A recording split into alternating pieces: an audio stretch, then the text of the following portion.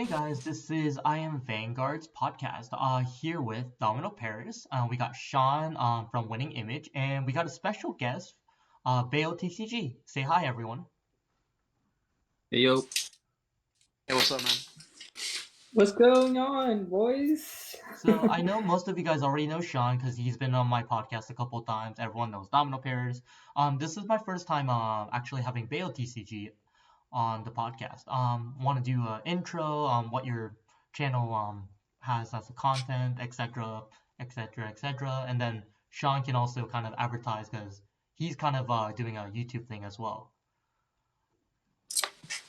Yeah, sounds like a plan. So, hey guys, this is Beotcg here. I actually just recently hit 1K subs not too long Nice. ago. Congrats. Nice. So Congrats. there's that. There's a pretty cool space here, kind of like a OG resurrection. But what we mostly do on my channel is POV fights with the like a GoPro camera that I have attached to a helmet and deck profiles. I feel like there's not enough Cardfight videos and deck profiles. Like you'll try to look up a deck profile, and like for a meta deck, there'll be like maybe six. No, that's totally valid. And I think we were just kind of talking earlier just to kind of warm up. What does a BEO actually stand for? So Like BEO, that's what everybody says. That's what everybody says. It's an acronym. It stands for my three favorite units when I first started D format: Barrow Magnus, Eugene, and Orphist. Oh, that's dope. Yeah, I thought Yes. I thought like you were kind of like saying that, oh, I'm a CEO, but B's the first the second letter, so I'll be a BEO instead. I don't know. Uh, no, I didn't think about it like that. Like big enamored offensive player or something. Yeah. Hey, he could be the CEO of Blitz Industries. Wallstra will welcome you. Nah, sorry, There you our CEO's already decided. I love my CEO. He's great. But I know that I was watching your content a little bit. What really caught my eyes is obviously obviously like you've been really helping us out with the advertising, not just my podcast, but like you've been posting Domino Paris's videos as well on your channel, which really helps. But so I did take a look at some of your videos, and I did notice that you do a lot of rogue content, which I personally like because I feel like that rogue decks are something that people don't consider playing nowadays because everyone's like wanting to play like meta, right? So how did you decide to like go into rogue decks instead of like decks that people want to actually watch? It's weird because when I first started playing the game, obviously I was a child and had no money, so I had this rinky-dink Mega Colony deck that my locals legitimately helped me turn into a real Mega Colony machining deck back in Break Bread format, Oh wow. and I remember that. it's just a loyalty thing for me personally. Like I was with that for so long, and I finally broke away from Mega Colony when D started because obviously there's no Mega Colony in D, so. Right. I just always kind of liked the more unappreciated decks. I just feel like there's more room for creativity. I'm a very creativity approval guy. I don't like standard deck lists. Well, unless there's nothing you can do, there's nothing you can do. But I'm a very big proponent of creative deck building. Okay. I mean, I did something like that I think when V first started, because I was doing a content called budget decks. So the whole goal is I was building a deck that actually wins in tournaments at locals. Maybe the budget was like $20, I believe. So I remember those got a lot of views at the time. So I would say like that's definitely a very interesting approach to do your content, I believe. Yeah, I'm a big fan of budget decks because I understand because I own most decks in D standard outside of some weird promos. I understand how expensive this game is, so whenever I do see budget content, like Deck Flare, for example, he's like a big budget guy. I gotta give props where props is given because this is a very expensive game. Yeah. And usually, like whether you like it or not, your rogue decks, especially if they have a few promos tossed in there, are very expensive still, even though they're not as good. Yeah, I 100% agree. But yeah, There's I a was dog. yeah, Yeah. I was gonna say I know Bale is also doing a lot of content. But I know Sean, you're actually starting up your channel as well because you kind of well, you send us the intro, but it popped up on my YouTube anyways. But I liked how you do your editing. I actually thought it was really, really good from my perspective. I can't do it, and that's why I don't do videos anymore. But man, it looked really good. So what's your plan for your channel? So when I started winning, so I actually started Vanguard tubing like feels like forever ago. Seriously, On the yeah. channel, yeah, Team Honey Badger plays Vanguard. That was the those team channels that you start with your friends, and then Mhm. I actually lost the password, so I had to start winning image, but I viewed that as like my opportunity to start from scratch. And similar to Bio, like I saw like where Vanguard content, where I thought I could fit into Vanguard content, and that was through just whatever could throw up together. Like like my channel really got going when I started with weasels and how to play these decks in 2 minutes. That was kind of my spiel for the Mm. longest time. And then after learning how to edit, like really fit within that 2 minute category, I was like, why don't I just tell the story of how I built these decks? So I started like making vlogs on how I built each deck, researching the cards, actually getting the cards in the mail, and week to week how I actually put them in my deck and the applications they would have, and then taking a quick break from the content but still playing the game. I was like, man, that's missing for premium. So, and as I was getting into premium, I was like, man, if people could relive this nostalgia, that same nostalgia I'm feeling as I'm playing this format, I think that'd be something special to everybody watching, which is why I wanted to come back and provide something different and something new that people, I promise you, haven't seen before in Vanguard tubing. No, that's good. Yeah, I mean, premium is actually something I am very interested in getting in right now. So I actually recently picked up an Aquaforce premium deck after selling out Ghidorah. I sold Ghidorah because it was like triple the price I got it for, so it was totally worth it. And then I Yeah, that picked deck up, is. yeah, and then I just picked up Aquaforce as a fun deck, like a fun premium deck, because I need something to play on day two.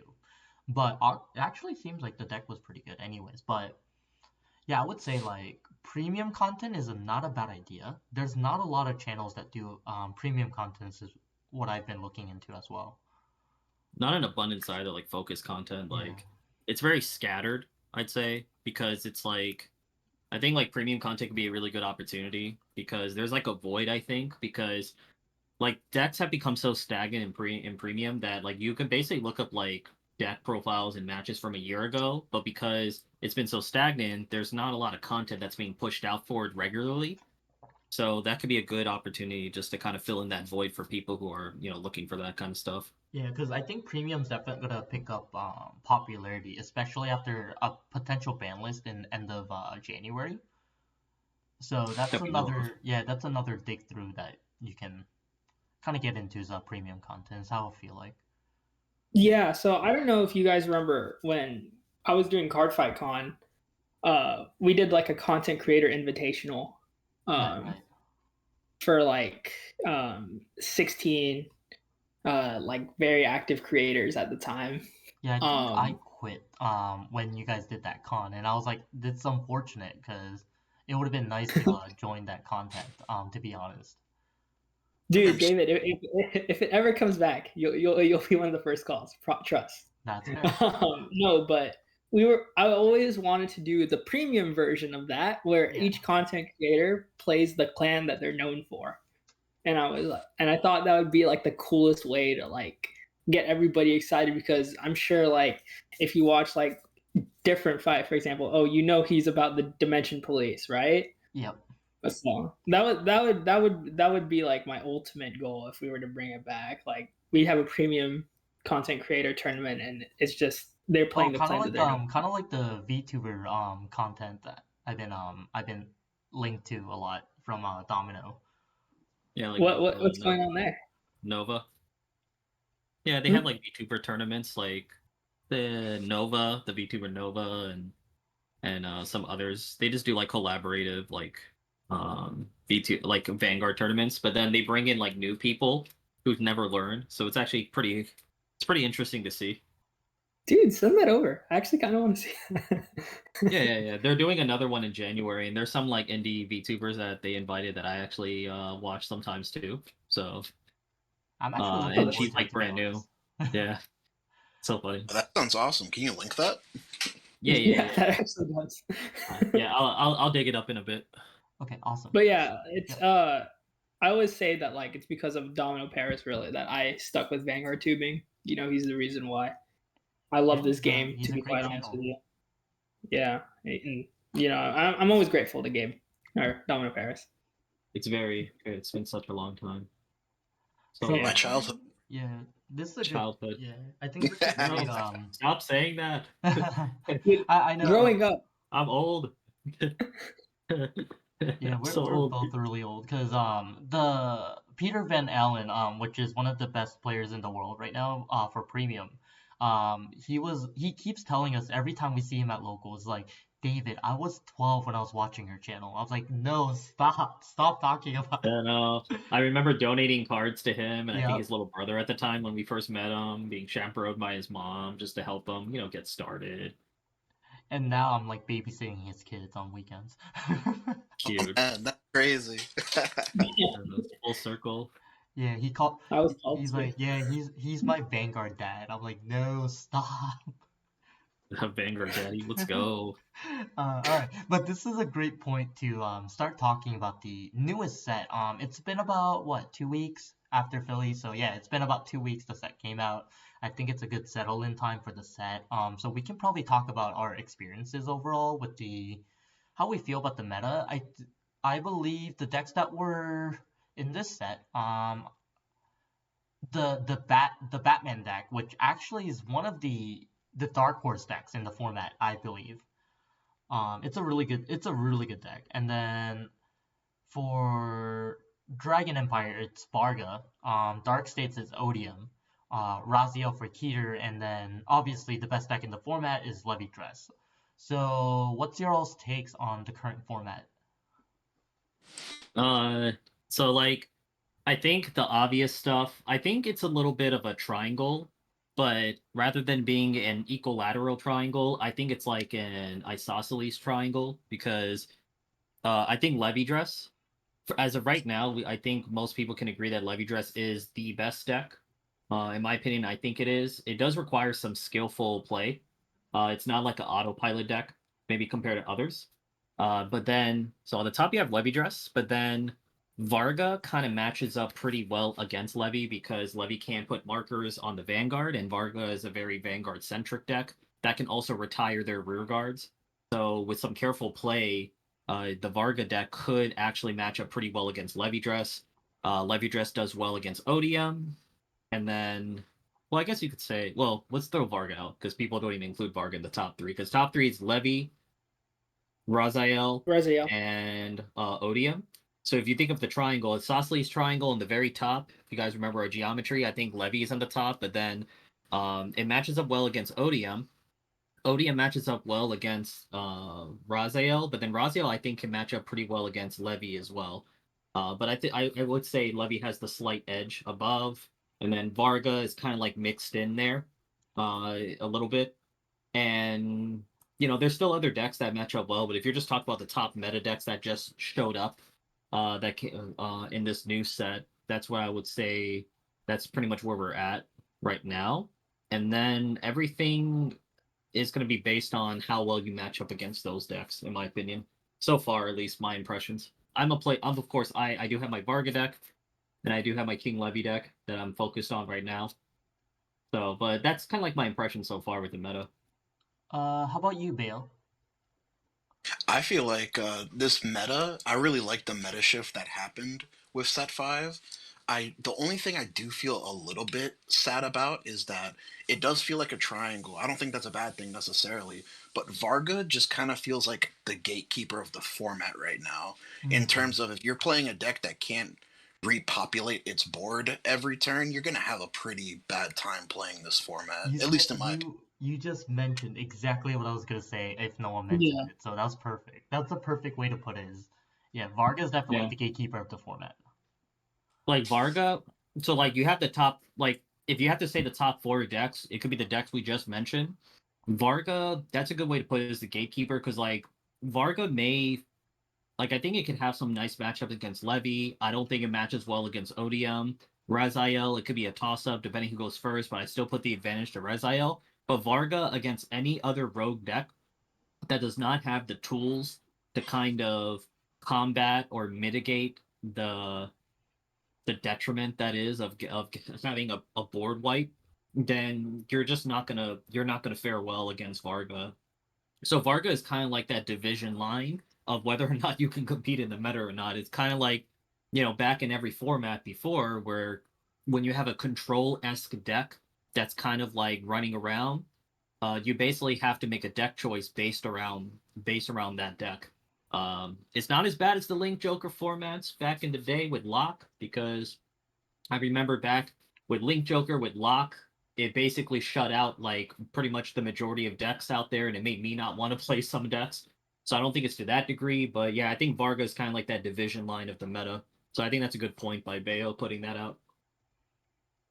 And how about you, Sean? I know you recently just went to your locals not too long ago.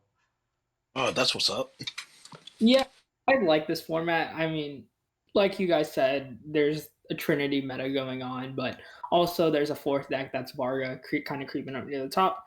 One of the things that I like about this format is that, every deck besides Raziel, if you play Keter Pile, starts at turn 3, turn 4-ish. So if you play aggro, like I tend to like play in all of my decks, Leonorn, yeah, Leonorn, you have a chance at just getting your opponent in a situation. But I've always thought Levy Dress is a little unfair, being able to touch the opponent's board in standard, similar to Lock, but Yeah, it's not unbeatable with I at agree. times. So I actually like playing it, this format, because you could play a lot of things. That being said, I think Shoto Doji is still really relevant and should be considered near the top, just because we don't have the ban on the English side. So So I Oh would man, I say, hate that. yeah, I think Shoujo Doji is definitely not like a bad deck. I think yeah, it can touch the gatekeeper, which is Varga, for sure. So I would say Shoujo Mhm. Doji is definitely a deck that can't be left out. And like you mentioned, this it hasn't been hit. I would On the say, English side. yeah. Also, I would say our meta is very different. I know it's only a set difference because the stride decks are coming out later for us than earlier. Then because Japan had their Night Rose and their Harry come out earlier than set 5. So it's a little bit different in meta because before there was a little transition from set 4 to the stride decks. So the stride decks actually had some time to be a dominant deck before set 5. But because that we're getting set 5 later, I feel like that the set 5 stuff is still the better deck than compared to Night Rose and Harry, unfortunately. So even if they do come in the meta, I don't think they would shift the meta too big. But I would say they would leave a small dent. I would say like just a small tiny dent in the meta because Night Rose is still like a relevant deck from my opinion, compared to Harry. I agree with you. I think those decks are completely playable outside of the box, but I don't think they're going to contend for the top dog spots. I think they came out way too late. Too many decks in set 5. They just play immediately when they go to turn 3. Yeah, it's like the shift. It's really interesting to see the shift of the meta going from 4 to 5. Because 4, of course, just kind of reinforced what the existing meta already. Nothing changes really too much drastically. So with set 4, with like Leonorn being the top, and like Shoujo Doji and such, it was really an aggro format. I just called it the 4-turn format, where basically, like, if a deck goes first, they pretty much can finish you off in 4 turns. So it's kind of like the race to who can get to their fourth turn and who can capitalize it the best. Where now, with given some of the nature of some of these decks, like Odium, of course, is very aggro, can be very aggro. Levy kind of, but like Levy doesn't have to be aggressive early on, and Raziel as well. But once turn 4 hits, so it's went from a 4-turn format to a turn 4 format, where once turn 4 hits, like that's where the decks really optimize, and then they start stabilizing the game state, whether it's Odium making that big divine skill push, Levy like just getting the board, established with the markers and making themselves unhittable basically while they're like launching all these multitudes of attacks on you. It's interesting with Levy though, because if you look at the Japanese format, Levy didn't take off until a little bit later, because I think players started figuring out how to really optimize Levy, and they realized that you don't have to play fast like the previous format. You can kind of slow things down, take damage ahead of time to have a lot of counterblast flexibility, and then you can deny your opponent heal triggers, and then you can kind of like counterblast deny people, and once you get to turn 4, you have all your tools laid out, and you're basically just sitting there and kind of being like a control-esque type of deck, while also having some offense on your to back you up. So I think it's a really tempo shift, in my opinion, with this meta. So one opinion I do have, which is slightly unfortunate for us, I feel like Odium would be a better deck if it had his promo. I Compared, want that card so bad. It's good in Oh my so god, many yeah. Dark decks, man. Oh. yeah, I need it blank. if Odium had that card, I would say that it would be definitely second place versus Raziel's what I think, because that card changes the total outcome of that deck. I mean, I don't think it's Yeah, that like, drastic. I don't think it's well, that drastic. It definitely improves it for sure. It gives it much more competitive standpoint, but I don't think it's that drastic. Mm, so from well, Well, one thing that you have to remember is that when I play against you with my Odium deck, I play aggressively because that's my playstyle, but like that's also like my math towards like the meta decks that are current. But most people don't actually play Odium that fast because they're worried that they can't replenish their cards back. Mm-hmm. So usually people are playing like other stuff, right? Like they don't use the aggressive options. I just do it because I want to kill them before I can divine skill, to be honest. And actually Mm-hmm. been working out pretty well on the 2 Vanguard days I had for the past 2 days. But yeah, most people don't play Odium aggressively like I do, which you only seen like me play the deck very aggressively because I just think it's the best outcome for that deck, to be honest.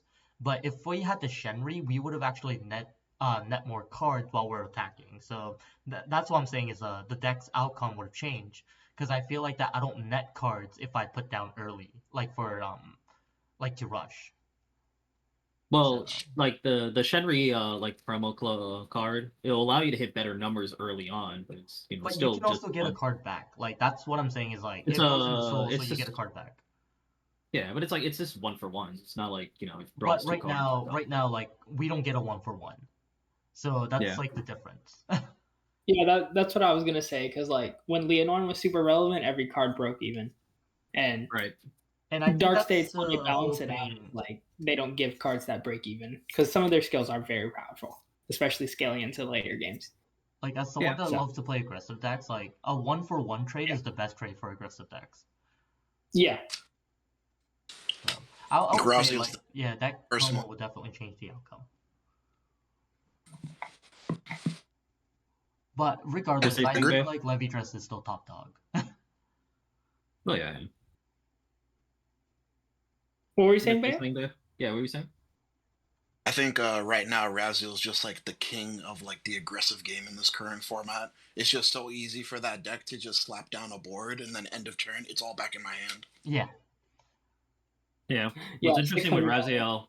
What's interesting with Raziel is that if you open well enough with like ideal units, you can just slam them down and just start attacking with them. And even if your opponent board wipes, that's fine because they can practically like call back a field without really committing much from their hand. So it's like so they're able to like maintain quality of their field. Um, just the fact is that they can just keep replenishing their board without using their hand is already good. So like once they have those units set up already, unless you have a way to bind them off the field or keep them off the drop zone, they already have their plays going. So like That Raziel, I would be think it's a very tough matchup. that would be my argument personally for wanting that Dark States card to come out, just because there's already so many decks that like Raziel and pretty much any Keter deck in general below Raziel that can easily rush you and then like replenish those cards they rushed you with. So you really have no choice but to give them damage, which is kind of what they want because they want to keep doing skills and effects against you. It's just a way to keep tempo and pace. I don't think it's necessarily something that is necessary for dark states to be able to rush, but it's something that I feel like we do need Yeah, to keep pace with other rush decks. agreed. Because Dark States is mostly setup. So as a Combo setup pile. deck, the biggest weakness is not being able to rush back when you get rushed really hard before your setup is completed. So Exactly. Yeah, It's like OG that's why. Bruce. Yeah, that's why I said like a lot of things scale until later parts of the game with Dark State. So giving them a way to just one for one anything is just pretty powerful. It's because it's the Like best name. yeah, like Leonorn, and that's what made it so good. in my opinion. Yeah. Everything was one for one. I would say, Gabe, you've been playing Levy Dress for about like what, 2 weeks? Ever since it came out, like 1 week, half. Maybe like a week. I did skip like the Vanguard days this weekend, So so I didn't how do you really feel play Dust in Farm towards environment. how do you feel towards the deck? Like, cause I know, I mean, I will probably share my part of the story with the two Vanguard days back to back, but like your playtesting, cause I don't play Levy itself. I play against it most of the time. So I how do can you tell feel you about it? Yeah. I can tell you like the few locals I played. The first locals we played at our locals. We just did like it was like the Christmas box tourney, and Oh, we the just did box like tournament, yeah. three. Yeah, we did like three quick rounds, whichever. Then top five out of the 12 people that we had got a box. So I went X1. I lost the last round of Raziel, but it was just because, he was able to heal to kind of like keep himself alive for that one extra turn, and then I already burned all my perfect guards, and he OT'd me when I had one perfect guard in my hand at five. So I mean, I can't do anything about that. But honestly, because I had the game made already, if it wasn't for that, and my first two games, obviously, we played each other first round, and I was comfortable the whole way. I wasn't really. I didn't feel like I was being. I didn't feel like I had the game lost or anything. I was comfortable. In our ODM match, it was kind of funny. I mean, the whole room knew because you kept telling everyone. 'Cause I Yeah, think it was so OP. you hit like crit on like a one triple drive, and And then then you I hit hit an like OT as OT well. crit. You hit OT crit, but then like I was able to block everything, no problem, and then I was just able to push back. So I felt comfortable. I felt comfortable with the deck. I didn't feel like I was in a bad position at all. So that right there already made me like kind of notice immediately. And I was still familiarizing myself with the plays, and I think I even misplayed a few times just because the setup and everything can be a little awkward if you don't have the perfect pieces. So I still got to work on that myself. But even then, I always feel like if you're playing a deck and you know that you are making some mistakes, but the deck is still rewarding you without like relying on luck, that already says a lot about the deck. So that's really how I feel about the deck. I feel like the deck can only go so far depending on how the player pilots it. But there's a lot of nuances to kind of keep in mind with, obviously there's fundamentals when it comes to like when you're facing Raziel. Raziel can go against Levy pretty well. And you really have to be very careful. You have to be very selective on how you place markers and also how much damage you're trying to push early on against Raziel. So there's a little bit of fundamentals there, and then your setups. And it's not even just like what the ideal win con setups are. You also have to kind of like figure out how to make the most of like a bad hand. Because I know I had to do that against the Raziel player I played round three. It was a clean game between both of us because he kind of opened weird, I opened weird, so it was a nice clean slate in that regard. But I think Levy I think Levy is the best deck, but I don't think it's like the overwhelming tier zero like auto win type of deck. It's not a brainless type of deck. There's definitely a lot of micro decisions that you have to make with that deck to be as optimal as possible. And man, I am so looking forward to mirror matches. This. Yeah, I'll say, like, the one thing you did miss out not coming to the Vanguard Day for yesterday and today is that the Levy mirror matches, there was a lot of Levy mirror matches that you could have probably tried out to see how it goes, because I think that would have gave you a different input on your build, is how I feel like. Mhm. So I mean, the mirror I matches had look definitely discussions. interesting to watch. Yeah. Yeah, I already had discussions with some of those same Levy players Mhm. about my build, and I mean Levy, the build for Levy, I mean it's fairly cookie cutter for the most part. A lot of these top decks are fairly cookie cutter with maybe some room of Yeah. like there's maybe 2 to 3 to 4 slots that you can kind of work around with, and it's just really more about how many what your ratios are. But it's a pretty straightforward like deck build, which like I don't mind so much because then I can just focus more on like optimizing my play with the deck. So I My know. question would. Yeah. Go ahead. Sorry. Oh, my bad. No, no, you could. You could. my question. My question would be, as an outsider looking in, since generally I don't play the top decks and I haven't had much experience against Odium and King Levy. I've played Raziel a few times, and it's still just Raziel. It's just better now. What would you say those decks' weaknesses are, in your personal opinion, playing Odium and King Levy? So what I will say with Levy, so Levy is a very piece reliant deck. Like you do have to have pieces to work with because it's not the Vanguard that's necessarily doing everything. Is he's just basically enabling your other pieces. So they do have so their main play with their Vanguard booster, it does require a counterblast to actually give +10 to a back row unit and give it the ability to attack from the back row, which you pretty much do it with the grade 1 Squirrel card, Squirrel Boy card that came out in set 5. That should be banned, by the way. So that's really where some of the toxic plays can come from to initiate those extra attacks and everything with it.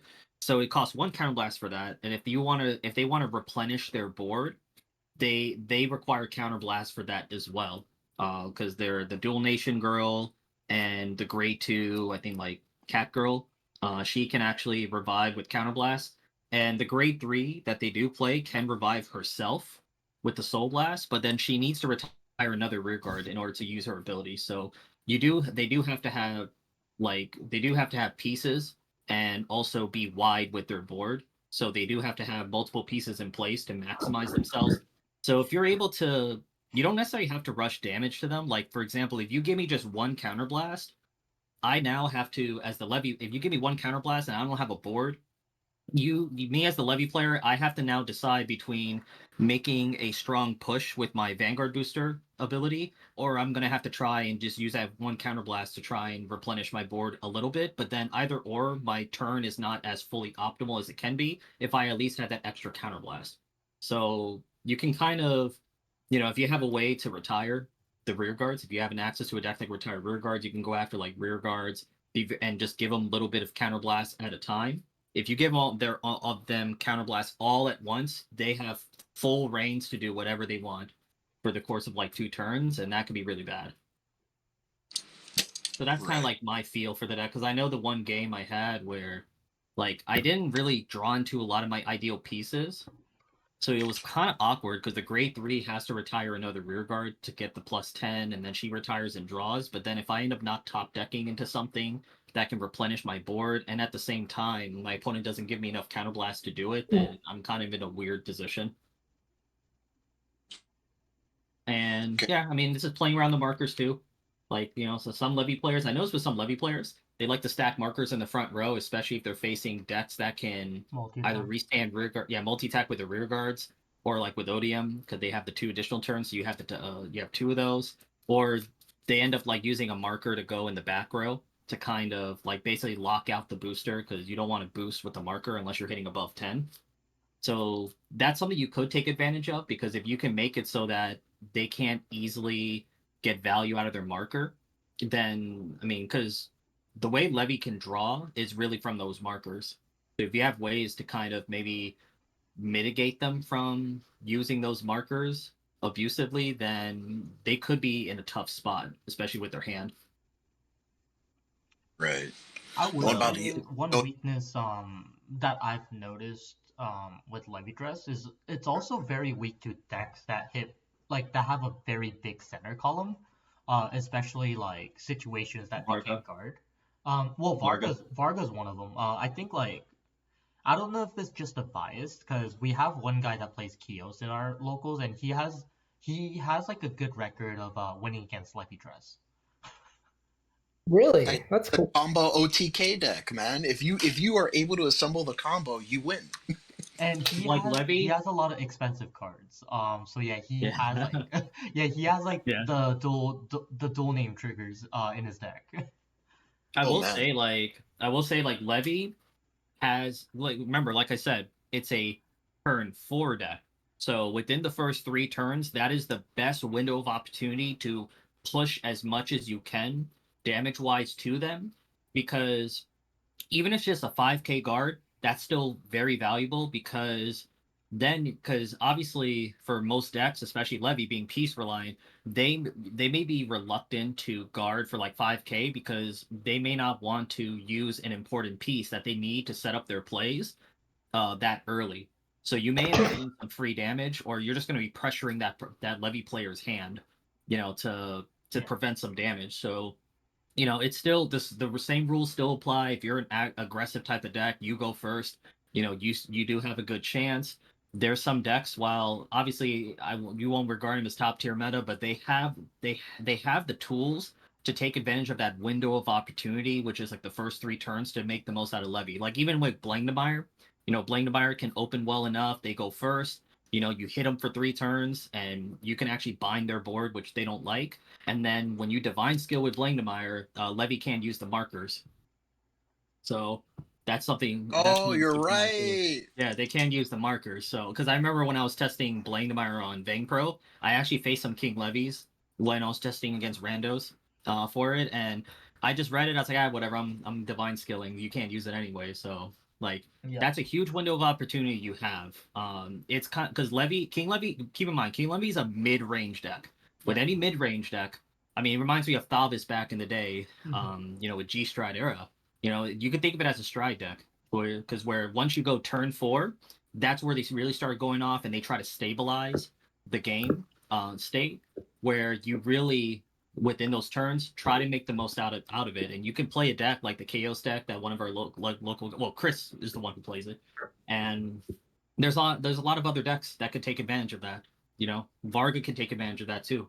So there's decks that have that opportunity. So that's why I say Levy is probably the best deck, but it's not a tier 0 deck. Yeah, for sure.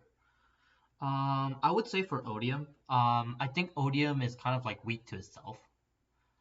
If Odium doesn't draw into the distorted veins, I think it's the deck just doesn't do much. But I would say Odium's a very strong deck because the fact that it doesn't need to draw into a certain piece except for distorted vein. Because everyone does have a different build, but the build I typically am playing right now that's been very successful to me, because the only game I went X1 both days and they're all like to Levy dress. So I would say other than that, I run like 12 recyclers in my build. So anything's a discard fodder and anything's like a defensive fodder. So I just feel like that deck isn't really as piece reliant except for getting distorted bane. But other than that, like everything's playable. So I would say go first against Odium if you can. Obviously you have to win the dice roll, but Like definitely save your PGs and your sanctitudes is another big factor because you gotta time it correctly to make sure you survive the divine's turn. Yeah, I mean, it's the same kind of fundamentals, I would say, where you're facing like aggro type decks where guard early, where it's efficient. So if they don't boost their Vanguard, throw down those Yeah, 15Ks to not get critted for free, because I yeah, hate that crap. And you most likely, if you do it right, you should be at like 1 or even 2 damage when they're ready for their divine skill, and then from that point you can like when I face Odium, even with little experience, when I see decks like that with high tempo pushes, like the first instinct is try to be like at a low damage, like 2 or less if possible, and let them take whatever they take whatever on their first turn before the divine skill, because that's the highest power that they have before the additional turn, and then you deal with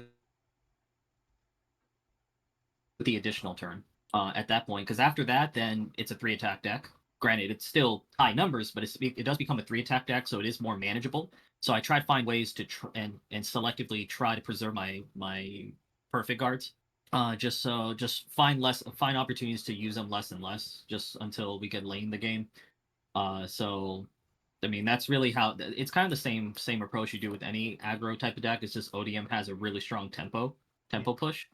But like Levy, like if I wasn't playing King Levy and I had to pick another deck, I would say pick a deck that has access to retiring if you Yep. can, because like if you can keep killing their grade ones, the only way they can bring back a grade one is that one grade two they play in their deck, and it's a four of, and that costs counterblast to bring back. So if you can get them to waste their resources just to stabilize what they should have already have on their board and not allow them to advance their game state, you're going to put them in a weird position. So, yeah, like if I was playing King Levy, I probably would play like Varga, obviously. Maybe Welstra could be a selection too as well, because you can always like board wipe them every turn, Yep. and you can even be selective on their damage because you can ping a damage whenever you want.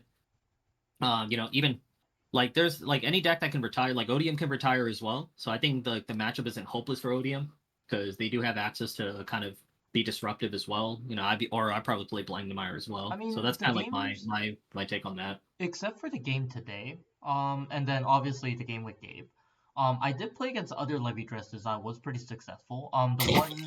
The one yesterday, it was a very close game as well. That's the one that you guys saw my YouTube live, is the very last game. That was a very close game as well. I made like one slight misplay, which cost me the game. But also, obviously, like that's why you want to Oh, practice your deck. I actually saw it. And I was like yelling at my monitor. I'm like, retire his grade Yeah, one, yeah, yeah, yeah, retire I the know. Vanguard, And it was funny retire that because grade one. You would have like won that game if you just retired his grade one yeah, because he had that one extra attack and that that you was didn't the have enough misplay for. I didn't do, is the retire to grade one, because the problem was there were so many things going on, because he was like taking back cards, he was putting stuff in the drop and he was taking it back and stuff like that. So I was so Yeah. focused on like his other things that I completely forgot to retire. And the thing is, I actually didn't pass the turn yet, but because I finished swinging, I already declared attack. I just didn't take back the play because like it's easier for me to remember the next time. So I Yeah, purposely didn't take out the play. Like, that's why I tell everyone before you declare your attack, just take 1 second just to reflect on is there anything to activate? Cool. but yeah, I mean Yeah, that game was a take very that close call too. 1 second. I actually won. Yeah, I saw. I almost won. Even though I went second. So I would say definitely not hopeless. And I guess like I can kind of share my experiences with the two Vanguard days. I went yesterday. We had a 20 people Vanguard day, and we did Top Cut. So before Top Cut, I went undefeated. I played against Luard, Leonon, Levy Dress, and then Kios. I think I won two of the dice rolls out of the four. Um, Basically all my games were like 5 to 10 minutes. Because I was playing the Odium deck really aggressively, so I was just putting everything down. Mhm. Most of the time I didn't even have the divine skill, because if I went first, I put them at like 4 or 5, and then my first swing I'll be drive checking. And then if I hit a crit, I just put it on the biggest column and see if they have a perfect card. Mhm. I mean, if they don't, like generally you I win. was So I was gonna ask you, I'm like, have you been winning the minute you divine skill? But you just answered it like where you didn't have to divine skill a lot of the times. Do you feel like the triple drive makes a huge difference yes, this time around compared to like other decks that you've yes. played before? Yes, so triple driving makes a huge difference in that deck. Because the fact that it's kind of like a stride deck, right? But In the a way, best, yeah. yeah. So the nice thing about like your deck is that because of the distorted banes and depending on how many you put, your columns are really big like a stride deck. Hmm. Yeah. Even if it's a 3 attack deck, you're basically doing like first turn stride. It's Um, basically a yeah. built-in crest. Exactly. So I feel like that deck's another advantage with that deck is if you go first, you want to just put as much distorted bane as possible in the regress and just swing and triple drive. And to set that up, you want to start attacking early so they're at like 4 or 5 damage by the time. Even if you don't win on the turn, what I've noticed is that because that they're dropping so much shield against your grade 3 attack, usually when they ride their grade 3, they only have about like 1 or 2 cards that they can work with. So Mhm. basically, the next turn you don't even have to divine skill. You can just push, and they'll probably they'll probably have to take the damage because if you think about it, they'll put down the 2 cards. I guess they'll like maybe net 1 or 2 cards in between. Like they'll do a 1-for-1 trade. They'll swing with their Vanguard, usually twin drive. They'll get like 2 more cards. They'll have about 4 cards in hand, which, as you know, hand is very fake in Vanguard. Standard at least. So Yeah. so usually, yeah, that's like my game plan that I've been doing. And if I do go second, I try to focus on more like drawing cards, so I'm prepared for their grade 3 turn, and I try to stay low on damage. That's pretty much my Yeah. strategy for the 2 days. And then after I made top cut, I believe I played against Leon, the same guy I beat in the second round. I basically beat him again, the same pattern. And he couldn't do anything. And then top 4, I played against Levy Dress, and that's the game that Domino was talking about, is the close game where I didn't retire and I basically lost. So, I was screening him on monitor. It's like because it's like I was watching like how I do with sports when they're not doing something. Like, yo, retire it. What are you doing? Retire it. You're running it. Retire it. and then we had another Vanguard day today, actually. We started at 12. We finished about like 2 or 3 because there was like maybe 8 people. I had a Leo Odium mirror match.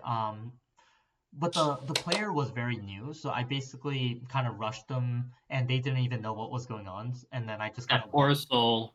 That Yeah. poor soul. Now he doesn't want to play Vanguard anymore. she. They'll never come back. They'll never come back. But I I was mean, bullied. but the thing is, I was actually teaching her on the way because she actually was like trying to learn the deck, and I was actually helping her before that too. It's just unfortunate that we got matched up. And then round 2, I played against the Raziel. Obviously, same strategy. I went first and I just slammed them before they can do anything. So basically, I think he lucked out and hit an early OT, so he didn't have any counterblast to do his early rush. So This was against Leonor? no, Raziel. Oh, For Razio. today, Okay. yeah. So I played against Raziel today. He basically healed himself, and he didn't have counterblast to use for his cards. So I just basically start pushing him, and I did get the divine skill against him as well, and he had only grade 3s in his hand. So unfortunate for him that he couldn't guard against any of my attacks. Yeah. And then the last That's game probably was an just example and the the last smokes game and I ended mirrors. up playing Levy Dress, which was absolutely horrible because every worst possible situation happened against it. I hate when that happens. The worst nightmare. It came true. I was telling Gabe, like, I was okay going second. I was like, okay, I'll go second, that's fine. And then I drew into my OT on my first draw. I was like, okay, well, I have a 50k shield, okay, that's fine. So I was trying to stay positive. And then I start doing my thing, and I didn't have any cards to start pushing them. So I basically had to do like a Vanguard swing every turn. So I wasn't doing my usual strategy because I only had triggers in my hand. And Right. then on my grade 3 turn, I start pushing him, and he just like hits like 3 heals on me. And I was That'll like, do it. yeah, I'll give you a That'll firm do it. handshake. Good game. We didn't even finish the game. I just let him have it because there was no way I was gonna catch up on the differences that we had on damage, especially against Yeah. Levy Dress. So Levy. yeah, Yeah, I mean, like the situation you happened. can't outplay luck. Yeah. Luck is the best player in the world. RNGesus is the greatest player in the history of all games. So yeah, That's overall, fair. like all my losses, really actually even in the box tournament that I participated with Gabe is I only lost to Levy Dress with Odium so far, and I have not lost to a single different like other decks. Yeah, Odium is really damn good. Yeah, I think it can beat Raziel too, depending on like how well you can outplay the player as well. Yeah, just swinging big numbers, big quality numbers. You have the ability to retire, and you have a crazy strong tempo push with a divine skill. And like the deck of Odium is so simple. It's so basic, but I think it's so basic and boring. But I think that's what makes it so effective. Is because all you do is you run like what eight recyclers, Well, I run 8 tide 12, but yeah, recyclers, usually 8. Yeah. 12. Yeah, and then you have ways to replenish that. It's just all very simple, basic plays that the deck is practically boring to play. But as I repeatedly said many times, the more boring the deck is, the more consistent it is, and if it's very strong, then well, that's what makes a strong meta deck. Yeah, But it's very factual. I actually have a question for Bayo. Because Bayo, of course, you said you are a very like rogue player. You always like to kind of go outside the box of the meta. So, like, as you are approaching this meta now, and maybe you had some outsider, well, you've been basically a spectator so far rather than a participator of the meta decks. Like, what is your general approach, format to format, when it comes to making your deck choices? Do you make any particular card choices on the meta? How do you play test it? Because I know, like, when I play test, I always like to try and get my hands on the deck itself and pilot it myself so I can understand what tendencies that the pilot may have, what are some things that makes them uncomfortable. But if you're not doing that, what are some approaches you have, to combat the meta in your way? So what I do want to say, well, before I answer your question, what I do want to say is I love how this turned into an entire masterclass on Levy and Odium. I love that a lot, and it's pretty cool too that I don't know if you remember this, but you made like before shorts were a thing, you essentially made a short, whereas you were telling people that guard effectively early and when it's cheap, and it's pretty cool that you essentially just always kept that same stance. Man, you know what's funny? You are like literally the 10th person who referenced that one video, and I'm like, dang, man, that video I guess is very helpful. Dude. It was. Good fundamental. Well, because look, quick origin story of that video, okay? I used to be Lore. so I used to well lore. I used to get so aggravated when I see people like taking free damage early. Like opponent doesn't attack boosted with their Vanguard and they like no guard every single time. They get critted for free and then they get mad. Oh my god, you got lucky and critted me and whatever. And then by the time they get to their main grade 3, by the time they're trying to go off, they're already at like 3-4 damage. Like their damage is so high, and then they wonder why they end up getting pummeled by like turn 5. And then when I play these same people, I'm at low damage. My hand is still high. I still have a high hand count because I'm guarding efficiently and effectively, and then I don't have to like guard big attacks later because damage as you get later in the game that has inflation. The damage economy goes through intense inflation. The later the game goes, the higher the damage is, the more expensive it is to guard. So invest in guarding early so that you don't have to pay the big bucks later when those big swings start happening. So that's why I made that video. I made that video out of frustration so people can like understand the importance of that and how much difference it makes. Because I can tell you, I've outplayed so many people over my years just because I was able to do that and they didn't, and that puts a huge advantage like over like players who don't. So I just want to put that out there because like it's actually very amazing how you brought that up, and because I had people who approached me and said that was like probably the best helpful video for them, and I'm very happy that that one video taught them a basic fundamental that it really gives you a tangible difference. So for that video, right? One thing that I actually find it funny too is so I personally never watch Gabe's videos because I'm usually there with him. But I would say the one thing that I've also noticed for that is I think that's a great video for new players coming in because we've been getting a lot of new players recently is what I've been noticing. And all the new players make the same mistake is that for some reason they think like doing a one to pass on on a Vanguard is very efficient, like when they have a lot of other cards or they have like a lot of damage open. So sometimes like I just tell them like, hey, look at the difference, right? So if he luckily hits that one trigger and he didn't hit a lot of triggers right now, you're just missing a 15k that you can use later on. And you Don't have to ever want to yeah. pass. Yeah, I would say one Don't to want to pass. passing is not very fun in Vanguard. I just think that you losing a lot more doing a one to pass than just letting it go. I mean, I obviously, love it. if it's a I love it. situation, yeah, if it's a situation, then I mean, yeah, unfortunately, you do have to do a one to pass, to survive. But usually, I always say like just take the damage and see if you hit any damage triggers on the way to guard the rear guards and save the hand, for bigger numbers later on. I'm about to make another video about it because like that's look when people want to pass for no reason. There's no reason to do it. Don't want to pass unless it's like late game and you literally don't have a choice.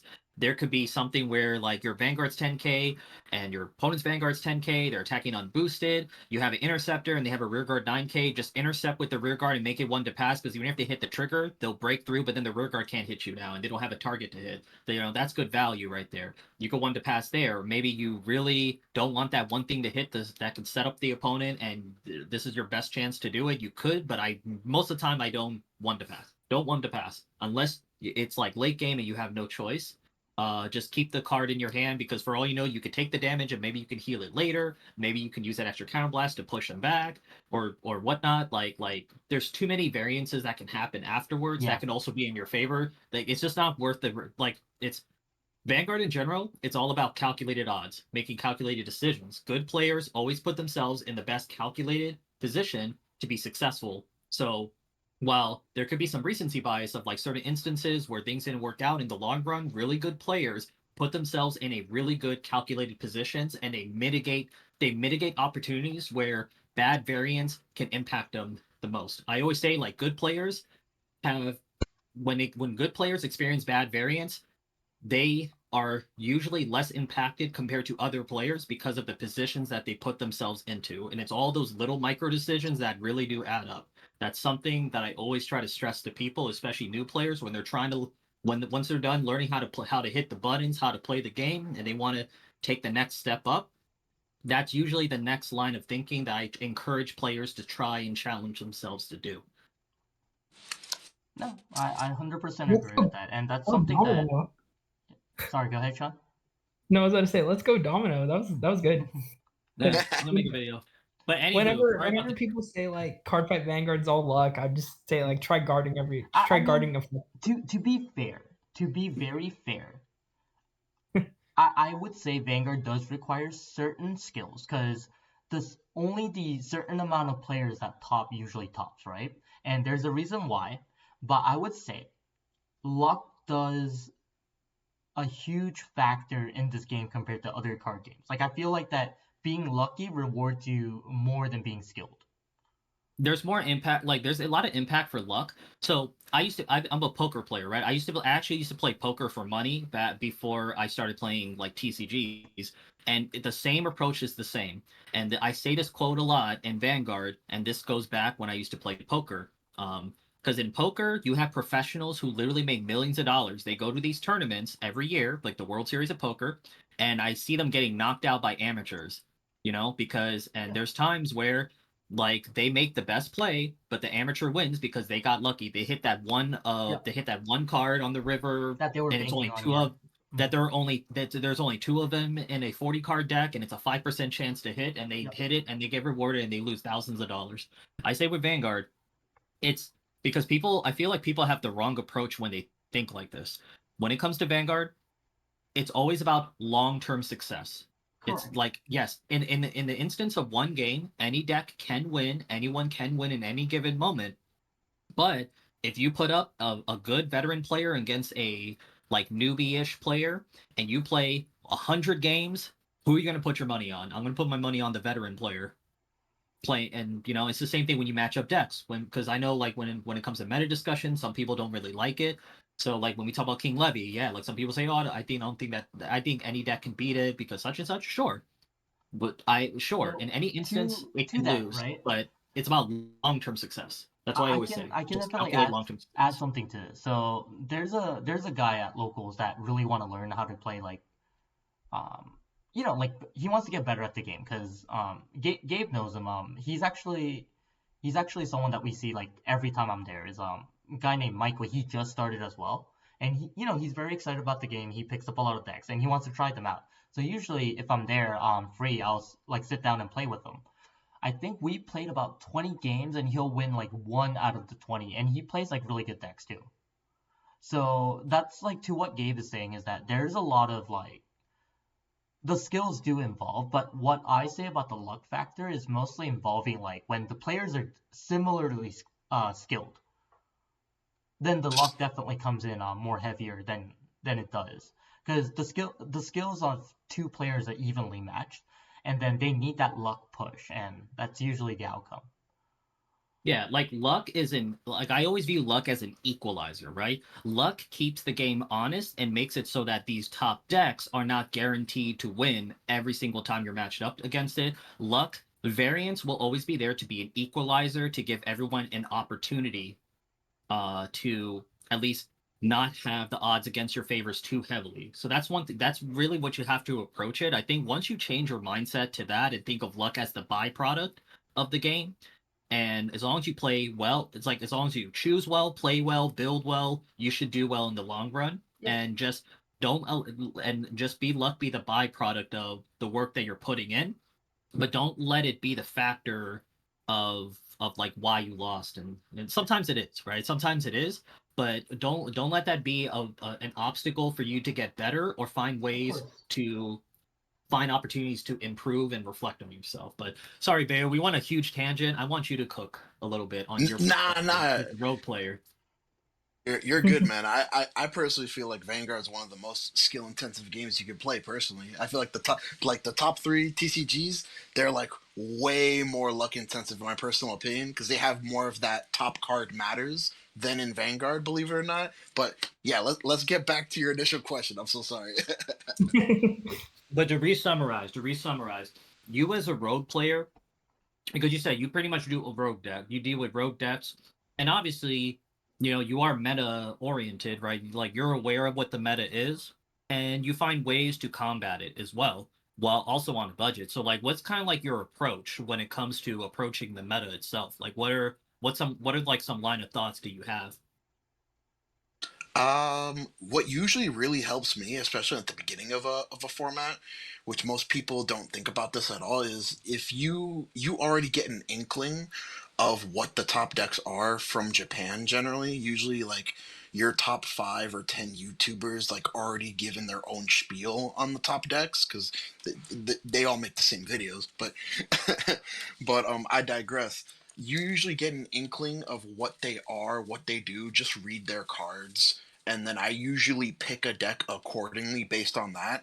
Like that's why I made before any other deck profile I've made for this format, I made that Varga deck profile because I feel like that Varga deck profile, especially if you like to play off meta picks, it's very important that you know what Varga does and what Varga is capable of because if you can't handle with rebuilding your board basically every turn after turn 4, you're going to have kind of a hard time in this format, in my personal opinion. So usually I just go from there, like what do the meta decks do and what can I play to not necessarily counter them. All I feel like that's very rare, at least in D standard, that you'll have a direct counter or an anti-meta pick. Just like so many Mm. decks are like so well rounded, but like what weird deck can you play that can still have its opportunity to compete, but there's still like a reason to play this deck versus like, oh, it's just my favorite, let me play this deck. Like Eugene, Yeah. for example, you guys were saying that these top decks generally, besides Raziel, they don't like it when you touch their board, and that I feel like that's comes full circle with Varga and why Varga again is the gatekeeper of this format. Is if you don't like getting your board touched, you're not gonna have much fun this format. But yeah, Eugene has ability to multi attack and retire. Multi-attacking is big this format. Any deck that you can play that can either multi-attack or perform multiple drive checks is huge. Like Almagestar, for example. Almagestar can has access to spot removal. It can pop at least one card a turn. It has access to triple drive and has access to multi-attacking. And with this new set of support, which I was actually doing test hands while y'all were going off tangenting, this new support gives you a crit rear guard. So you have access I to a was doing crit. that too while I was talking. Same here. Like, good. Have access to a crit rear guard, spot removal, and triple drive. And I feel like those are just like aspects of what makes up a good deck in current D standard, in my personal opinion. Yeah, I think that's a really good take. And something, see, what I like that you mentioned is, you look at the deck and you kind of look at you try to examine the window of opportunity that you have. It's just the same as like what I talked about with Levy. I think, or I mean, this is an open thing for for you guys for your opinion on it. But for me personally, I always say like every player has a certain tendency that they really favor. Like some people really love hard-hitting center vanguards and restanding or having some guard restrict. For me personally, I love being able to disrupt my opponent's board. That's why I played Blangdemeyer for a while, even though it wasn't regarded as like the top tier deck. I just like the fact is that it has that guard restriction with this divine skill that forces that kind of makes your opponent do awkward things to play around it. I see people throwing away sentinels for no reason for some it's kind of funny when I see people do that. So it makes people like play basically deviate from their main strategy to something that it makes them uncomfortable. So I like having access to giving some kind of removal to be disruptive, and I like to have some kind of way to pressure my opponent. So that's actually a good thing you brought up too, Bayo, is like, with retiring, right? Varga's not the only deck that can retire. You have Welstra, you mentioned Eugene. There's a lot of decks, even Odium has selective retiring. So there could be ways that you could still mitigate the levy. And then with some micro decision fundamentals, you can maybe try to play around levy as best as you can. And like I think there's really a lot of opportunities that way too. But I don't know, what do you guys think, on that? Sean, why don't you go ahead? I mean, I just think that, like Bayo was just kind of played. You saying, just like there's a played lot. Leon. Yeah. Well, you picked up Aqua Libra, right? Yeah, I picked up Aqua Libra, and it's one of those decks that I think definitely can compete in this meta, just because of the multi attack and the sheer power plays of it all. And I was gonna say the Even nice though, thing about that deck is it also hits like really big numbers. So even if Levy Dress has a marker on it, it just like it's probably gonna hurt it like a little bit, but like not as much as you think because the numbers are so big that it doesn't really matter. Yeah. Deck hit like a yeah, truck, man. It got a consistency boost this set. It got a shield boost this set. Recycler, like that deck, it just got everything that it was missing. That people were like, oh, this seems like a good deck, but I don't know. It just doesn't perform the way I thought it would. Yeah, I didn't think the and deck most was that good importantly, before set 5. Yeah. no, and most importantly, it has recursion, and I think that's the most underrated aspect. Just playing it so far, you could revive your important pieces back to try and maximize ultimate value just from seeing one of it. You know, Yeah, no, absolutely. That's really good. yeah. But one of the things that I'm trying to work on with this format and playing that deck is like when to boost versus when to not on your restander column to try and maximize the amount of shield value that you could take out of your opponent. Yeah, for I mean, sure. Because like, I could easily answer that in like one yeah, sentence. go for Boost it. or boost. Most of the time it's just boost first. Okay, If you're yeah, playing and I was game. thinking that just because it gains the power on the second swing, but I just haven't played it into enough people to figure that out. But You think of thresholds, right? Because 25k, like 25, like if your opponents had low damage, because if you have to give yourself a defending player, because typically what happens, because I play against Chris a few times, what happens, you go 25k, okay, that's one card guard, 25k, one card guard, and then I'm just gonna no guard the rest what I can, and then Yeah, PG, and then if there's I any essentially leftover do it damage I that could way too, take, actually. I'll just eat it. But if you swing first, like, and it's like 52, some people think it's like a wasted thing. Like, no, now you're putting it in their court, because now it's like either they take the damage or they have to burn that perfect guard now, or burn like 2 to 3 cards raw. If they want to raw dog guard that thing without a perfect guard, then they're gonna have to give you like 3 cards or 2 to 3 cards just to block it. And then when it restands, it's 35k. So that's still 2 card guard. Even if they have a front trigger, that's a front and a 5k. So that's still 2 cards that you're pressing on them. that's fair. And I was just reading like the cards again. I've only like played like cards and like test hands and whatnot with it. Since it's only on the second swing, all the first attack for the restand is only 15k or 25. So you definitely get more Yeah. value boosting first. Yeah, I Yeah, think most of the time, yeah, it just depends. It kind of depends, but a lot of the times I want to try and like push them, but like especially if they're at that threshold, right? Like let's say they're at 3 damage and you're swinging with those first. I want to like swing boosted at least with the first attack just to see how they respond to it. If they take it, they go to 4 damage and then they don't hit a trigger, then maybe you could go unboosted on the second attack. Right? Just make it 25. Okay, burn 1 card, and then now they're at 4, and it's awkward for them. And then Mhm. one crit, you'll just stack it on the big column, and then the other one, they're probably just gonna take it anyway. So, like, Yeah. yeah, I think me oh, generally, I like decks that like require setup. That's just a personal preference because I like decks that can toolbox and setup. Um, most people know, but I have a huge thing for Direful Dolls because that was one of the main reasons why I came back to the game is because of that deck. It's one of those decks that are very budget, right? Because I think the whole deck would probably cost you less than $20 now because you don't run any of the staples anymore in the deck. But it's also The very, promo is huh? expensive. Oh yeah, that's right. The promos did but I mean eventually they'll drop in price, so I feel like Oh that yeah, should be a very cheap 100%. deck. But I would say like I guess like without the promos, like it's fairly cheap. So I guess like the biggest concern is the promos, which I'm pretty sure your people at locals can hook you up like less than the price. And I'm guessing even if you pay like half price, you'll probably spend less than $50.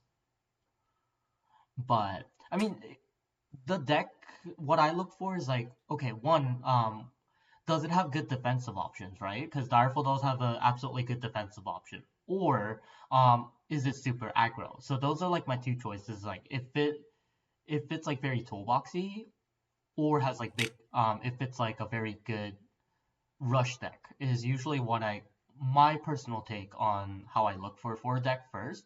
And then depending on the choices I have, and see how it matches up to the meta is usually how I determine what I want to take for tournament settings. Cause I did something pretty risky at Philly regionals before set I guess before set five is I actually took Direful Dolls for regionals. Unfortunately, because of the trigger factor, I did lose like 4 game or 3 games, and then I misplayed on the one. But I actually was countering against like a lot of meta takes and seeing like how the deck can actually counter against it. So when I was testing, I actually did. It was like it was working fairly well. So I actually thought it was a good decision because that was the deck that kind of helped me out do well, and I actually thought it had a good chance against like some of these meta decks, depending on how it plays out. So, but sometimes it's just a risk take. Like if you think like it's relevant, you can try it out. But if it doesn't, then if it doesn't. But I think that's why testing is also required. Asking for opinions also matters because I was either thinking about playing Blingdemeyer or Direful Dolls, and I just took whatever I was comfortable with as well. So I think it just really That's a depends on your big preference. That's a big thing. A lot of people, I feel like, don't realize is you will more often than not, do better just taking a deck that you know very well versus I'm gonna take this. I don't know it very well, but I know it's really good. That no, Thank you're not. you. Yep. That's Yeah. not how you gotta do. I don't care if the deck you know, like you're a master at Eugene, bro. Take Eugene. You will be surprised at your results because a lot of people are gonna pick up your cards and be like, huh? Wait, what? Huh? Yep. Thank you. Thank you. See, No, that's what I say. Like if you give like at least at that time Shoujo Doji, if you put Shoujo Doji, although you could rank it as S tier or whatever. Shoujo Doji may be a S tier ranked deck from last format, but in the hands of a player who's unfamiliar with the deck and uncomfortable with the deck, it becomes a low tier deck. Yep. I agree. Play something that you're comfortable with. At least play yeah, something that you're comfortable with. y'all just reminded me of when I went to ARG Nats. Um, I played Gear Chronicle just because it was good and I got it for Christmas. Hmm. When I qualified with Vanguard, and then I went 4-3 with Gears, finished 42nd. And then you know how like the day after they play like the next ARG event to like kick off the new season, right? And you could like win your nationals invite again there, Uh-huh. right? I Yeah. went 8-0 with Vanguard. Yeah. I Wait, mean, this was in Philadelphia? This was in Orlando. Oh, yeah. never This mind. No, was that was another yeah. one. This was before that one. Yeah. Yeah, because I Yeah. remember. Yeah, no, and even then, like in nationals, I lucked out at the last like round, and then they had the regionals the next day. I said, you know what, I'm playing Amon, and then I came in third place, like playing Amon. Yeah, Like like just play what you're comfortable with, Yeah. Yeah. gang. Like you have to believe in the deck. Like if you really have a lot, because it's like again, like when I say with Blangdemeyer, like I mean you could say Blangdemeyer was like a meta deck. I consider it like a top tier rogue deck or an A tier deck. If you have S tier, it's like an A tier, like around the middle of that. Yeah. But it's like I believed heavily in the perks that it has. They're just the divine skill itself will force your opponent to deviate from their usual game plan. I don't like it when my opponents can play comfortably against me. Like that's why I usually even with King Levy, it's kind of weird. I don't like playing a deck where I don't have a way to kind of disrupt your board. I don't like my opponent calls stuff down and they think they're all safe and everything. I don't like that. So I kind of That's valid. I don't like that. That's why I always like to play control oriented decks and something that can be very disruptive to the opponent, and I can center my entire win con around. And it's also simple too, not as many moving pieces necessarily. So it just makes the deck a lot more consistent for me. No, I get that. I mean, I always have a different take on decks I like to play. I always been like an aggressive player in general, like ever since like I start playing Vanguard. So usually it's funny because me and Domino always have different perspectives on like what type of decks we like to pick up, and then like how we use the deck or how we what type of text that we put in. So it's always nice to like I would say like when you're like making decisions, having a friend that's like different from you or have a different perspective from you also is very important because me and Gabe both played Blangdemire, but we had very different builds. So I would say that also matters too. Is just kind of seek Yeah. around you and see like what others are playing. Be open. Like definitely be be open open minded for new optimistic, yeah. things. But be open, but don't lose sight of who you are as a player. Cause I think sometimes, you know, it's always good to have advice, take advice, but don't like lose sight of what is good for you because of what you believe in. Um, what you believe works. Like sometimes you have to go with your gut, and I can tell you guys how many times I go last minute. I make a last minute change to a deck. I make a panic change just because I don't know, my gut's telling me I should change it, and Yeah. time it works out, sometimes it doesn't, but I also don't want to leave the tournament with regret saying like, man, I really should have done that. I Well, really should was have gonna made I say, really should have put this in my deck. Speaking of Rogue, there's one deck that we didn't really talk about, right? And I think it's because we don't really have the knowledge for it. But actually, from my perspective, the biggest Rogue deck that can potentially top is the Batman deck. It's the Yeah. support that came up for Braincade. No idea what that is. That deck is really scary. What does it Oh, do? the critical gain, yada Yeah, yada. it gains critical on What? rare. The Vanguard can restand. So Yeah. basically, it has multi attack, but it also hits for really Wait, big what? numbers too. Huh? Yeah, What? and it That's has like a right. Zoggon card where like it just accelerates itself, right? The new But the grade thing one. is, it That's heavily relies on like getting the orders though. Yeah. what's the name of the card? I want to read this. Engelma. What? Engelma. Engelma? Is this Yeah. released in set 5? Yeah, set 5. No, it's an What? older card. Well, the main grade 3 is in set Oh. 5. Yeah. It's a promo.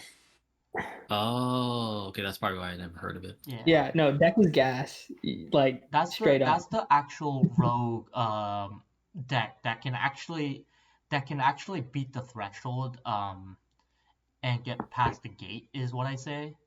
Is because like that deck is very scary if it can get all its pieces and go off. I would say it's even scarier than Levy Dress if it can go off.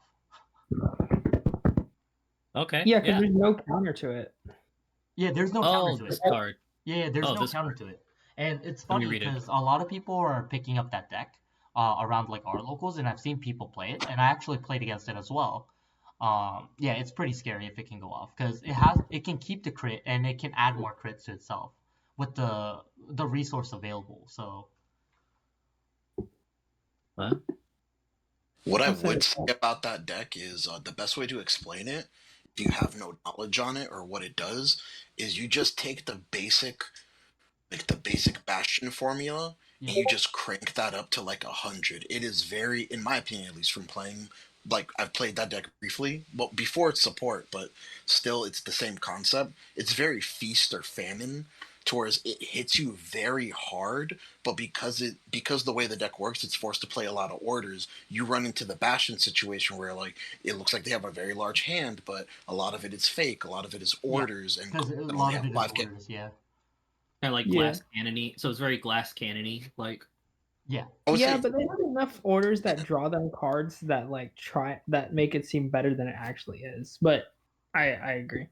kind of how I feel with So- Wellstroke. Like Yeah, like I said, I think this is definitely the boogeyman of this format. Like as in like it's the dark horse that people are not expecting that'll win. Because in Japan, like this deck actually took by storm. Because I remember like there was like 2 of the tournaments that this deck like made second place. it was really scary. Same guy too. Yeah, same guy. Yeah. No, that deck I think is actually very, very good. And people are going back and forth between the PG build and the not PG build. Yeah. All I know is that if you have the grade 1 that accelerates your orders and the card that gets a critical on your rear guard, you are fine. So I would say that's all 5 decks that are actually showing appearances for this set is how I feel like. And then obviously there's other decks, like Leonon, Shoujo Doji, and then the Stride decks. Because Stride decks are always like there. I feel like that the Stride deck meta never disappears. It's always like at least in a B or a like low A tier at the least. Yeah, Chrono Jet will never not be good, at least I mean, until they. Chrono Jet was always good, and it's always been the meta, and it's always been meta relevant. Yeah. Can I say one thing though? mhm. Can I say one thing though when it comes to the tier things? Yeah, yeah. Like don't like for anyone listening, don't take tiers as something where at face value, like, oh, if this deck is at B tier versus random guy who makes YouTube videos says that this deck is S tier and this deck is B tier, that means I should not be playing the deck that's B tier because it sucks. Don't think like that. It just gives you an idea of, of when you look at meta, is just simply it's a combination of, yeah, like what is widely played, but at the same time you have to look at why is it considered, why is it widely played so much, and what tangibilities that these certain decks have that maybe gives them a slight edge above others, right? But that doesn't mean that it's an auto win if you're paired against them. In a lot of cases, that doesn't mean that you can't explore other options. But I think it's important to understand what could be like considered the top ranked decks per se, just so you can be on the lookout for, and maybe you can make some decisions on your deck choices and deck builds when you're not really sure what direction to go with, maybe to keep those decks in mind. So don't think that if your deck is not considered S tier by this random guy on YouTube, Yep. don't be discouraged by that. And actually, that's one of the reasons why I personally don't do tier lists, because I just feel like sometimes that kind of gives the wrong idea for like new players coming in. So that's actually one of the reasons why I personally don't do like those tier list kind of things. Like I'll mention it, Same like here. yeah, Yeah, but I same just here. feel I like don't it's do kind of tier list. misleading sometimes. It's I don't do overdone. tier list. Yeah, Yeah, same it's here. just the talking. It's just like what I find is what I find is that when you give something a grade or a ranking, kind of like when you see like a video game review or a movie review, the minute you put a number or a grade on it, people kind of just more focus on the grade and the number and not really the context behind it. And because there's no globally accepted objective rubric to go off of, everything is subjective. It's all over the place, and then the whole entire discussion gets taken down because it just comes down to like arguing about the ranking rather than just discussing about the deck in general.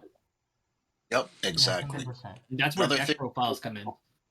Oh, exactly. Another thing that Hey, people Bill. take a lot at its value is tier lists and metas are also, they're not just a combination of what's best, they're a combination of a popularity contest. And a lot of people just take it at face value of oh no, this is here because it's the best. No, it's also because it's very popular.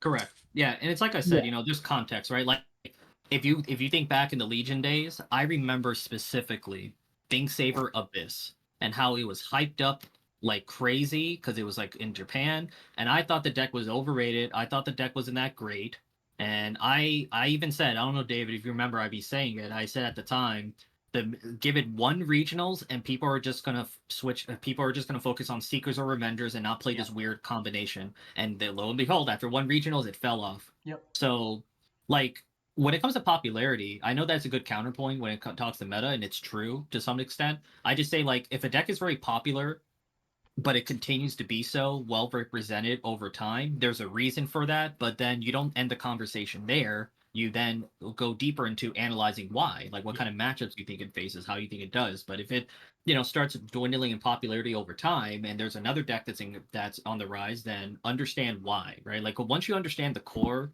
of why certain decks are adapted very quickly and very widespread, and then maybe get dropped very quickly, it's best to understand the context of that, because that also helps gauge your deck choices and build your own personal knowledge and take on the meta. I would say a good way for you guys to figure out if this is going to be a good deck or not is just go on VG Paradox and look up the deck and see how many tops it has. Like that's always from my perspective a very easy way to determine if this is going to be a long-term deck or not. That's a good thing to look at if you're not sure if you want to purchase. Yeah. It also depends. It depends what you're trying to get out of Before the you game pull too. that trick, Yeah. Go ahead. before you pull that trigger, see how many tops it has. Like, see how viable it is. Doesn't have to be the best, but see if it's at least viable. Yeah. Right. And honestly, Like like look at the perks. yeah, like Domino said, it's really also like the matter of if you really if you are gonna pick up the deck and if you're actually gonna enjoy it. Like if you're not gonna enjoy it, then it's probably not worth your time. Like it could be a good deck, but it's probably still not worth your time because you're not enjoying the deck. And I feel like that partially of the deck, when you're playing at a higher stake tournament, is you do have to actually enjoy the deck to win. Is how I feel like. Yeah, I you're spending agree. 12 hours with it. I mean, obviously, like you can't play like a very bad deck and hope that you're gonna win, because that's just like that's kind of crazy, right? Because there's a huge power gap between meta and non-meta. But at least like within the meta time frame or like the decks like right below it, I would say like those are things that you can kind of decide. Like, do I like this deck and it's actually not too far off from the meta. I want to play this, then I 100% recommend it. It's like Yeah, well, you see, definitely have to. Okay. yeah.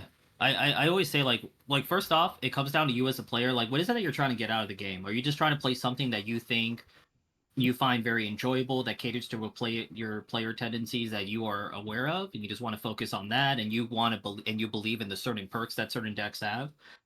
Do you enjoy the certain deck? But I always say if you really are meta focused, it goes back to all my other card games I played in my life. If you are gonna play what you is knowingly is regarded as the top deck, also understand that there's a certain target on your head and a certain responsibility that you carry in that.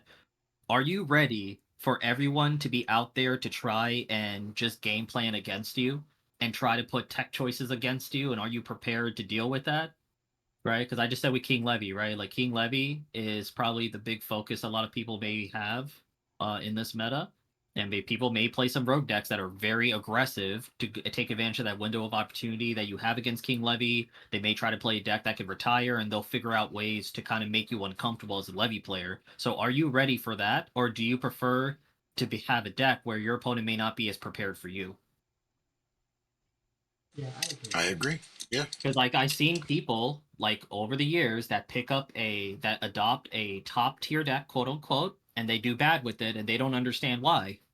Well, like there's a lot of responsibility that and a target that you're putting on yourself when you are playing a deck of that caliber that people are very aware of. There is a quote, with great powers comes great responsibility. PM. Crazy. Yeah, I mean, unless you enjoy the deck. No, but like that's the thing though, because like I see it a lot where people are picking up the best deck, they net deck it, nothing wrong with that, but then they lose with it and they don't understand why. I'm like, well, there's a lot of burdens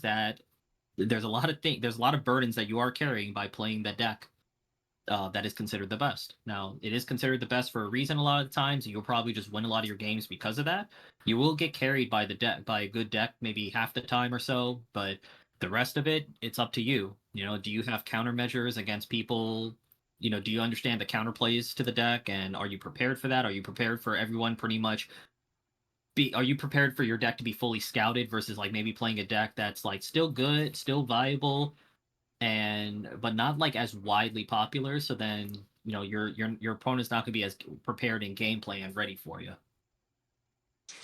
One thing I do want to say is you also, and this might be coming from more of a casual standpoint than competitive, you also have to prepare yourself for the stigmata.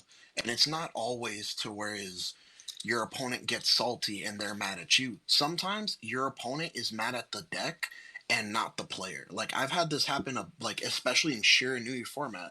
I've had like the Shiranui player be like, "Man, I'm so sorry, dude."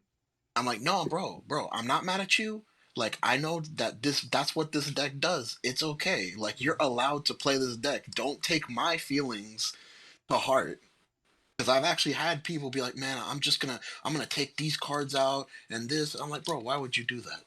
It's like, because how it makes people feel. Nah, bro, don't worry about it. It's not you. It's the deck. And you're allowed to Embrace play. it. Yeah, you're allowed to play that deck. It's okay. Coming from a long time Overlord the End player, No Veil Vogue player, Chaos Breaker player in 2 formats, just embrace the damn thing. Embrace Amen. it. Exactly. Most people are really good people, and none of that bad blood is directed at the player. It is literally just the deck. Like, also be observant. Don't, if your opponent does seem a little bit fuming, it's okay to just, you know, briefly be like, okay, good game, man, and just get up. Don't extend a hand for a handshake. Sometimes that makes it worse in certain I just don't people, say in certain anything. areas. Yeah, exactly, and that's Just like the don't say best. anything. Keep your head down, pick up the cards, take the Yep. win, and carry off. Yeah, I try to leave the spot immediately, so Yeah, just Actually, good luck the rest of the way. Peace. a friend of mine brought this up. You might know him as Ed the Crimson. He's populated in some of y'all's groups and chats. He's been to Worlds a couple times. He brought this up to me. He's like, whenever a game like that comes to me, he just says, "Thank you for the match," and he gets up and leaves Oh instead yeah, of yeah. I just mean, good game. obviously you want to say thank you for the game, or good game Yeah, at least. because that good game can be triggering to some people. So and we were Like, it's talking not a about good this. game. Well, Not a good game. yeah, Yeah, yeah. yeah. It wasn't a good, it wasn't a good game for them. It wasn't a good game for them. So Yeah. sometimes just saying thank you for the match can be that to just help them, because they just need to blow off steam at the end of the day. They just need to blow off steam, have a little bit of a time to themselves, Yeah, yeah. and then next round, clean slate. No, I agree. Yeah. But I would I mean, say, that definitely yeah. has a lot with gamesmanship. But I would say I think this is a good cutoff point since we did talk about the top decks that came in set 5 in our thoughts. But what's your final thoughts on this set and how do you think it's gonna progress into the next set? I guess we can include the Night Rose deck sets in as well, part of overlapping with this set, but mostly like set 6 is what I'm kind of mentioning. So I'll just start off because it's in my head right now. Yeah. So like I said earlier, I think set 5 is a pivotal point in format change. I think we will eventually get the restrictions to Sheer Nui and Doji because I know things been quiet on their end on this discussion, but like I still welcome a hit to those decks. Those decks are still menaces. It's just the ODM, Levy, and Raziel Varga. They're just the new flavor in town right now, introduced. Set 6 going like I think set 6 will be very supplementary to the meta. Same thing with Night Rose and Harry being in the mix. I think it's just going to add more to it, but I don't think it's going to be changing anything. I think set 5 is really changing the scope of the meta. So this is really what you can focus on. But then everything coming out after, I think it'll still be good, healthy additions to help bring a little bit more stabilization overall. Because best way to make a healthy meta is to introduce more decks that can insert new strategies to mix in. So I think if you're trying to decide on a deck right now, you can make a decision now. Don't think too far ahead. If you always constantly thinking ahead, just like when we try to time when we replace our phones or computers, you're just never gonna get a new thing. Just pick something, figure out what your what your tendencies are as a player, find a deck that matches that, and maybe look up some tournament results from the VG Paradox. Look for some commonalities with deck builds and try to make sense of it. And then maybe go on discussions, look up YouTube videos if anyone even makes videos about it, and then that's it. So I think now is a really good. Well, cost wise is a different story, but as far as making a meta decision, you could definitely start shaping your thoughts on it now. Yeah. Why don't you go next, Bale? Your final thoughts on the meta and overlapping on the new set. The next set is like one of those. It's a main set booster, but it's a supplementary set at the same time because it's the glitter set. And what I've seen is usually the meta doesn't change drastically with glitter sets. So yeah, it's just kind of an addition. It gives you more decks to play at like the tier 2 and under level. Yeah, I would agree with Domino 100% saying that don't be afraid to pick a deck now because the next set isn't going to change the meta too drastically. Yep. Go ahead, Sean. Oh no, I was just gonna say I'm kind of with Bio on this one. Next set isn't necessarily gonna shift the meta too much just because a lot of the decks in it aren't necessarily like supported regularly. So pick your deck, enjoy it, write it out, and let's ride on into set 7 coming up and see what's new. No, man, we're gonna Aqua Life, baby, and Overlord's coming back. Let's Honestly, go. I am so excited for. Well, I want to mention. So I was actually looking up some Japanese tournament results. There was 2 Maelstroms in the top 8, and that deck is actually a very heavy hitter early game. So I can kind of see some Maelstrom decks like squeezing in some wins because they do hit early game. And I think that's like one of the biggest weaknesses that they can hit their early game before turn 3. So turn 3 and turn 4. So I feel like that's another deck we can look into. Would it change? Would it like change the meta completely? No, but I definitely think there will be a little dent in the meta, like as in like, oh, Maelstrom is a deck. Let me take a look at it. Yes, I think that will be the case. Even if you're playing the best deck in the format. So, and then same thing with Night Rose. I think Night Rose will also leave a little dent, because one thing like why I decided to go to Chicago versus like Miami or other tournaments later on is there was a whole discussion, right? Like they were like, why do you want to go to Chicago? So in my head, I want to know what less decks do, right? Like Night Rose, Harry, that's another 2 decks I have to keep in mind. And then if we decided to go to California, then I have to know everything in set 6, just in case I do pair up with them. So less decks, the better is my opinion. And that's just kind of my thing is that the meta is not really going to change. There is going to be more lower tier decks that's, kind of fighting in the lower tiers, but like you still need to know what they do because you can get caught off guard. So I feel like that knowing what the decks do still matters. Yeah. I'm gonna give that Maelstrom deck like the next few weeks to find its place in the meta before I rate it personally. Yeah, That's I mean, I totally agree with you, David. Like, don't get me wrong. I think its like I said, strategy it's is gonna very leave a powerful. little dent. Is how I feel like because at least like it'll Yeah. be like, oh, what does Maelstrom do, and people are gonna start looking into it. Versus like, what? See, I don't even know what else is coming out in set 6. Like at this point. See, that's what I'm saying. Is like I never Doreen researched the anything. Thruster. Doreen the Thruster, and I'm telling you right now, I'm calling it right now. Amon's gonna come back, and I'm on that deck. The minute set 6 comes out, I'm getting my playset of Doreen's, Yep. whatever high rarity crap she's in, I'm getting that. And if I scrub out hard at Chicago with King Levy, I'm gonna throw the deck. I'm gonna throw away the core and build Maelstrom. Let's go. I was gonna say Maelstrom's really good. So I actually actually, I know we were trying to finish up, but just so like because we're in the conversation, so I've been testing Maelstrom as well, right? Because I actually have the Cardfight core. King is watching. Cardfight King's watching play. That Oh, thing, Cardfight, man, I that love deck, that guy. that deck is actually really good. Like from my opinion, right? Because it has so many draw like it draws you so many cards. It has multi attack. And it stabilizes fairly well and it has super good early game if you do decide to commit early. So like I said, I feel like the deck isn't as bad as most people think. Look, Yeah. Aquaforce players are some of the most, same as Nova Grappler player, they are some of the most stubborn Copium players I've ever met in my life. They are committed to that damn deck. It is amazing how committed they are to that deck. If they get even 1 little ounce of support, they will full commit, go in on that deck. So Yeah, yeah, I trust Aquaforce is always gonna get support. Like this is a given. Aquaforce will always there's always going to be Aquaforce players out there ready just with any copium support they have just to give an excuse to like just play Aquaforce. Aqua Life, You can't keep them you down. know it. El Topper. Yup. But yeah, I would say that's a pretty good wrap up. Go ahead and do your shout outs. We'll start with Sean since he's familiar. We'll go with Gabe. Bayo can go third, and I'll go last. So thanks to David, Iamvanguard for having me on. Shouts to Domino, shouts to Bayo, shouts to Team Ham. Played him yesterday. That was so fun.